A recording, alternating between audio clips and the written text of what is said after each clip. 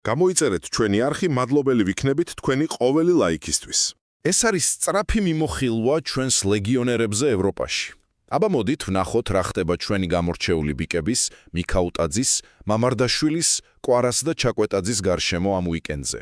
პირველი, გიორგი მიქაუტაძე. ხო, ვილიარეალი შაბათს 17:00-ზე რაიოს ხვდება სახლში. მიუხედავად იმისა, რომ ჩემპიონთა ლიგა მოდის, გიორგის მაინც სასტარტოში ელოდებიან როგორც ჩანს. ვილიარეალი ლალიგაში მაგრად უბერავს ხო იცით, მარტო რეალს და ბარსას ჩამორჩება. მეორე, გიორგი მამარდაშვილი.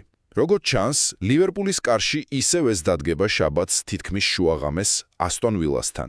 ალისონი ჯერ არ ბრუნდება რა, ლივერპულს ახლა ქულები ჰაერევით სჭირდება. თან წინ რეალთან თამაში აქვთ ჩემპიონთა ლიგაზე, ძალიან მნიშვნელოვანი. მესამე, ხვიჩა კვარაცხელია. აქ ცოტა უცნაური სიტუაციაა, ხო? ჩემპიონთა ლიგაზე ზვერვითა, 2 თამაში 2 გოლი და პასიც, ლიგა ეხში კიდე 8 თამაში მარტო 1 საგოლე პასი აქვს. ფრანგები წერენ, იქნებ ძალებს ინახავსო. ლუის ენრიკესეს ნაკლებად მოეწონება ალბათ, მაგრამ თანაგუნდელი დუე დაშავდა და შაბათს 20:00-ზე ნიცასთან კვარა მაინც სასტარტოში იქნება დიდი ალბათობით. და ბოლოს, გიორგი ჩაკვეტაძე. კარგი ამბავია, რომ ვოტფორდში ტრავმის მერე ბურთით ვარჯიში დაიწყო. წვრთნელი გრასია ამბობს, რომ აჩქარება არ უნდათ, საუკეთესო დროს ელოდებიან რა.